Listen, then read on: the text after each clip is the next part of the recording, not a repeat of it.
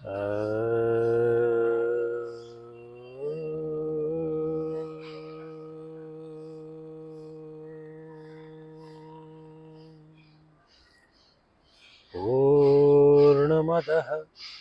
पूर्णमिदं पूर्णात् पूर्णमुदच्यते पूर्णस्य पूर्णमादाय पूर्णमेवावशिष्यते। ओम शांति शांति शांति।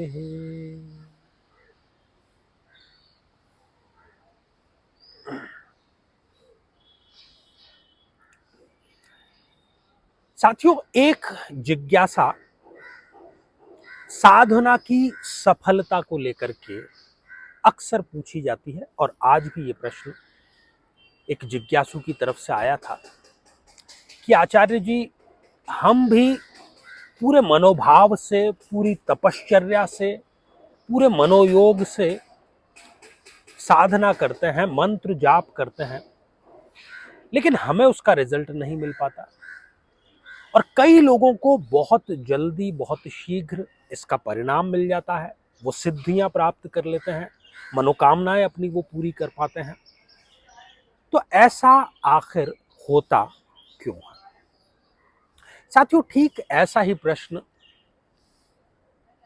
रामकृष्ण परमहंस जी से एक व्यक्ति ने पूछा आकर के। ठीक यही प्रश्न कि मैं नियमित मंत्र जाप भी करता हूं, लेकिन मुझे उसका फल क्यों नहीं मिलता, मुझे अभी तक सिद्धियां प्राप्त क्यों नहीं हो पाई हैं।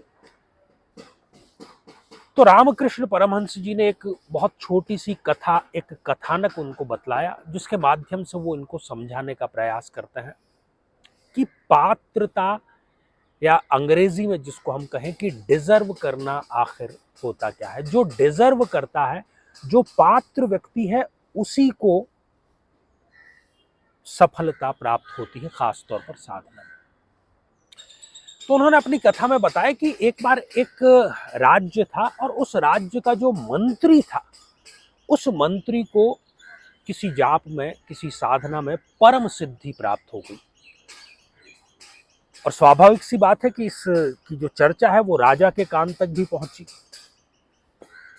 राजा ने अपनी जिज्ञासा जताते हुए उस मंत्री को बुलाया और कहा कि मैं भी इस प्रकार की साधना करना चाहता हूं, इस प्रकार की पारलौकिक सिद्धियां प्राप्त करना चाहता हूं, इस प्रकार का दैवीय आशीर्वाद मैं भी प्राप्त करना चाहता हूं।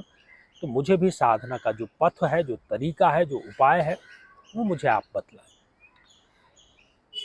तो उस मंत्री ने थोड़ी सी मुस्कुराहट के साथ में ये कहा कि राजन, मैं आपको कल इसका प्रत्युत्तर दूंगा। और इतना कह करके वो मंत्री जो है वो चला गया। अगले दिन वो एक किशोर, एक टीन एज लड़के के साथ में दरबार में प्रस्तुत हुआ और बड़े ही आश्चर्यजनक व्यवहार करते हुए उस मंत्री ने उस किशोर से ये कहा कि बेटा ऐसा करो कि ये जो राजा राज नजर आ रहे हैं, जो महाराजा सिंहासन पर विराजमान है, इनको जाकर के और 2 तमाचे रसीद करो। किशोर अवाक सा रह गया, पूरा दरबार अवाक सा रह गया और राजा का चेहरा जो है वो क्रोध से तिलमिला उठा। परंतु उस किशोर ने, उस लड़के ने ये बात नहीं मानी, ये आज्ञा नहीं मानी। पुनः मंत्री ने कहा कि बेटा ऐसा करो, राजा के गाल पर जोरदार 2 तमाचे तुम लगाओ। नहीं आया। अब राजा के गुस्से का जो पारावार था, जो सीमा थी, उसका उल्लंघन हो रहा था। और जब वो सीमा का उल्लंघन हो गया तो राजा ने फिर उस किशोर से कहा कि बेटा ऐसा करो, इस मंत्री के गाल पर 2 तमाचे मारो। और राजा का इतना कहना था, तुरंत उस किशोर ने उस मंत्री के 2 तमाचे रसीद कर दिए। ये तमाशा पूरा दरबार देख रहा था। फिर उस मंत्री ने कहा कि राजन, गुस्ताखी के लिए मैं क्षमा चाहता हूं, लेकिन जब मैंने इस किशोर से कहा कि राजा को 2 तमाचे मारो, इसने नहीं मारे। लेकिन जब आपने कहा कि मंत्री को 2 तमाचे मारो, इसने तुरंत आपकी आज्ञा का पालन किया, क्योंकि आप राजा हैं। आप सम्मान में, पावर में, प्रतिष्ठा में मुझसे बहुत आगे हैं। इसलिए इस किशोर को आपकी आज्ञा का पालन करना ही था। साधना में भी यही होता है। जब साधक पूरे मनोयोग से, पूरी श्रद्धा से, पूरे समर्पण से अपने अहंकार का तिलांजलि देते हुए अपने किसी भी इष्ट से, चाहे वो मंत्र जाप करता है या साधना करता है, तो उस दैवीय शक्ति को मजबूर होना पड़ता है उस साधक की सफलता सुनिश्चित करने के लिए। तो जब किसी साधक के आचरण में, उसकी दिनचर्या में, उसके कर्म में, उसके विचार में साधना आ जाएगी, वो केवल नाम मात्र के लिए जब साधना नहीं करेगा, तब दैवीय शक्ति उस पर बरसेगी। और इस उत्तर को हम एक और कथा से जानते हैं, ताकि जिनके मन में स्पष्ट नहीं हो पाया और भी अधिक गहराई से स्पष्ट हो जाए। संत ज्ञानेश्वर हुए बहुत बड़े संत दक्षिण भारत के, और इसी प्रश्न को लेकर के एक महिला संत ज्ञानेश्वर के पास में गई कि महाराज, मुझे भी साधना में सफलता नहीं मिलती, सभी प्रकार के मैं प्रयास कर चुकी हूँ, अब क्या मुझे हथियार डालने पड़ेंगे या क्या करना है? उन्होंने भी कहा कि कल इसका प्रत्युत्तर देंगे। महिला इतना सुनकर अपने घर चली गई। अब अगले दिन उस महिला के घर पर उसी मोहल्ले का एक महामूर्ख व्यक्ति, वो प्रसिद्ध था, महामूर्ख था, वो उस महिला के घर पर गया और कहा कि बहना, मुझे जो आपके सोने के आभूषण हैं वो कुछ दिनों के लिए चाहिए, और मैं कुछ दिनों के बाद में आपको वो पुनः लौटा दूंगा। तो उस महिला ने खींचते हुए, झिड़कते हुए उसको वहां से भगा दिया, नहीं दिए उसको आभूषण। उसके कुछ देर बाद ही संत ज्ञानेश्वर स्वयं उस महिला के घर पर गए और उन्होंने कहा कि बहन, आपके जो सोने के आभूषण हैं, मुझे 2 दिनों के लिए उसकी आवश्यकता है, और 2 दिनों के बाद में मैं पुनः आपके जो सोने के आभूषण हैं आपको लौटा दूंगा।